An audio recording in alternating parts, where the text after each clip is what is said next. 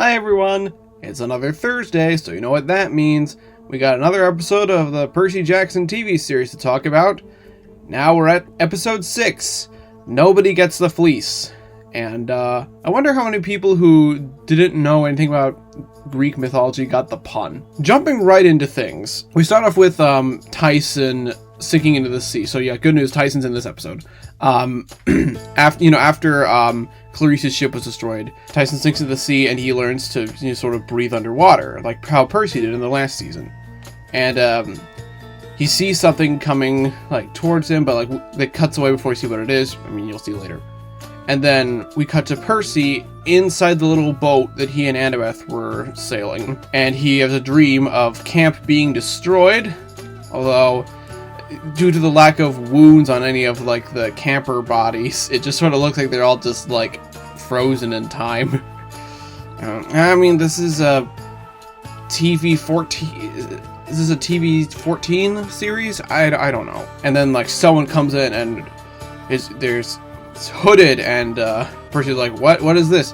And then it shoots lightning at Percy, like it's Azula. Yeah, the live action Avatar show is getting its second season next sometime this year, so we'll see how Azula's lightning there compares. And so Percy wakes up and I was like, you have a nightmare?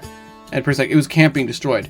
I thought it was Kronos, but it was Talia. And yeah, I've had my criticisms of Talia's design, but Tamara Smart can certainly pull off Death Glare quite well. So Percy and Annabeth, go to the Polyphemus' island, and they disguise themselves as sheep. Polyphemus has these sheep skins, just lying around the sheep farm. Which I don't know. I'm not a sheep farmer. I don't know. And okay, just before that, Luke actually contacts Annabeth via an iris message, the rainbow thing, which I thought you needed some sort of water to do that, and I didn't see a water source here, so I mean, aside from the ocean, that doesn't count. Luke's like, oh, you found you guys know where the fleece is. You're on Polyphemus' island. He's really dangerous. He's clever and stuff. And of course, Annabeth's like, wait a minute. But she says that he was right about Talia, but that she would not want to actually see Kronos resurrected. And Luke's still you don't know her like I do. Percy cuts off the iris message because he didn't see. I guess it only worked from one angle of view. We see Luke on the Princess Andromeda is so now I know where to go, because his sword Backbiter can create portals. This was something that was in the first book, but only really as a Deus Ex Machina to get him out of there before anyone found him at camp. Here I guess they're actually using it with, they're saying, wait a minute, Luke has a teleportation device, why doesn't he just use it? So they're doing that, so that's kind of cool. And so they're like, oh, we see the fleece. So when Polyphemus comes by to get his sheep, Percy and Annabeth sort of they crawl on their knees, they do little baths. It's blended with the sheep. By the way, Leia Sava Jeffries does a really good sheep sound. Walker Scobell, not so much. Yeah. So yeah, actually before all that, Polyphemus is sort of sitting in his cave talking to Grover and Clarisse are tied up, and he's just sort of saying that I get lonely in this cave, so I sort of talk to the skulls of people who come here. He sees shows them a satyr skull, and Grover has the realization that, oh, Polyphemus stole the fleece here to lure satyrs here so he could eat them, which was the case in the book. Neither the book nor the show tells us how Polyphemus found the fleece, so I don't know, that's still unanswered. So yeah, Percy and Annabeth, once Polyphemus herds his sheep away, they sneak over to the tree where the fleece is, and they find out, oh snap, Clarisse is alive, so we gotta get them both out. So Percy throws a rope down that was attached to the tree, and he starts climbing down, and Annabeth tries to grab the fleece, but she's like, wait a minute, what's this yellow liquid stuff down there? And she looks and goes, oh, this isn't the Golden Fleece, this is just gold paint on a regular sheepskin. Polyphemus has hidden the real fleece. And so she tries to tell him, But Polyphemus comes in and Annabeth has to turn invisible. Unfortunately, Polyphemus sees Percy like climbing down into the cave, and he just yanks the rope down, and now they're all trapped. But then Annabeth, while invisible, which by the way, I think this is the first time like we sort of get like you know how like Harry Potter sometimes when he puts on like the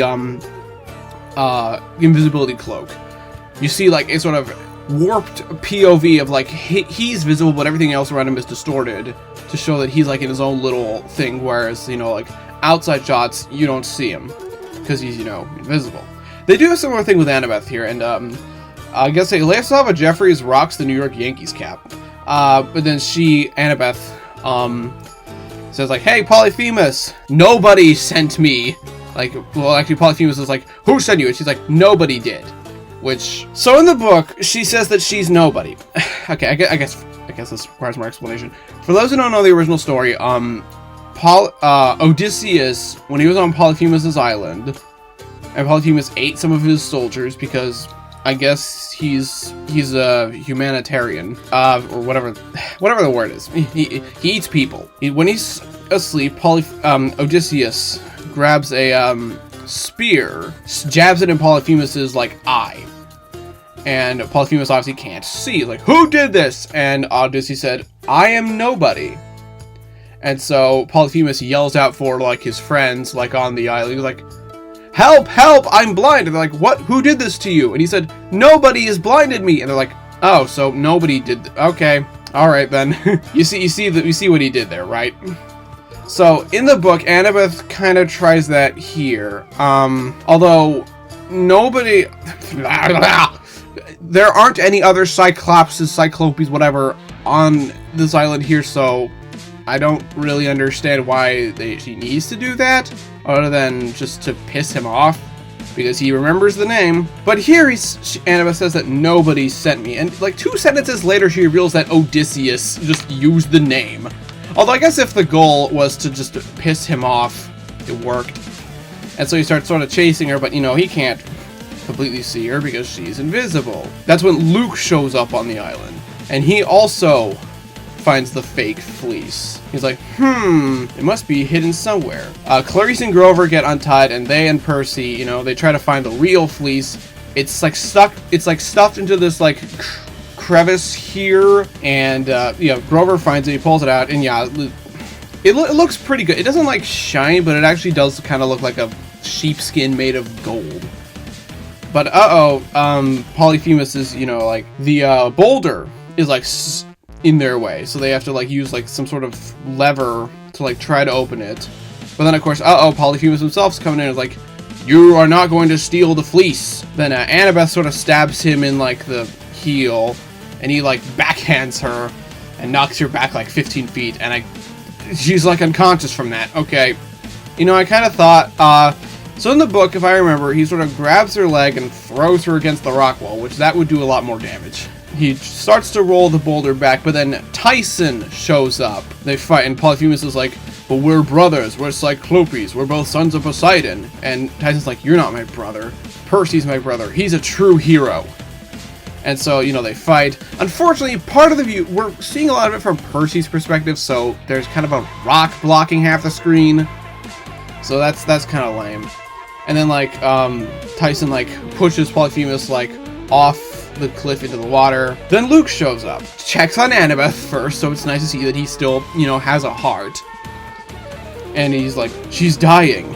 And he's like, Percy, you have the fleece. Give it to me. We need to help her. And Clarisse is very against this. Like, she's like, he's going to use it to revive Kronos.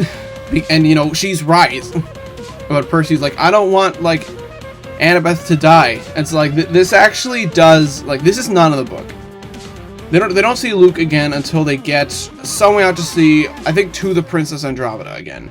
But here, like, this actually does tie into the previous episode talking about Percy's fatal flaw, how he could sacrifice a quest or the world to help a friend, and this is something that, you know, he kind of does, and like he eventually does like snatch the fleece from Clarisse and give it to Luke, and Luke does use it on Annabeth because he still cares about her.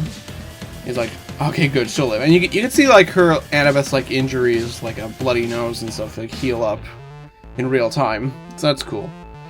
So he picks her up, and of course he teleports away. He doesn't like free Percy and friends from the cave. Now he says, so this is one of those teleportation things where it has rules.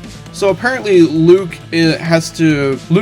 kind of like Nightcrawler, where he needs to either have been to or seen the location where he's traveling in order for it to work. Nightcrawler's like, I can only go teleport somewhere where I've already been or if I can see it. It's like that. And the other rule apparently is that only like one person can travel at a time. I mean, he's carrying Annabeth, so I guess that counts. So that's why he says he can't just teleport into the cave and teleport them back out. I don't know if he's lying, because, he's a villain. You know what? Sure, let's go with that. And, of course, he teleports away. And then Tyson comes back and rolls the boulder away. And he says that Polyphemus won't be hurting anyone again, which implies that he died, even though, like, in the book, he lives. He just throws a boulder and sinks their boat. Kind of like in the original story, where they let Polyphemus live. But then they're like, oh, Luke has the fleece. What do we do? And he stole our ship. But then Tyson's like, I got something else. And you see something come out of the ocean, and it's Rainbow, the hippocampus. We mentioned that, I mentioned that he saw him, like, a couple episodes ago. We saw a glimpse of him. But now we see him, like, full. And he brings 3 others to, like, help. That's when they're going to use that to go find the Princess Andromeda. And that's where the episode ends.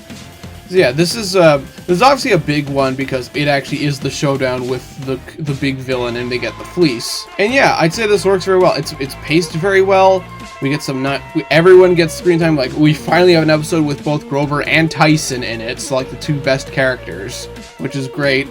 And they have a nice, like, hey, I know you, I've heard of you moment. But yeah, the next episode is I Go Down with the Ship.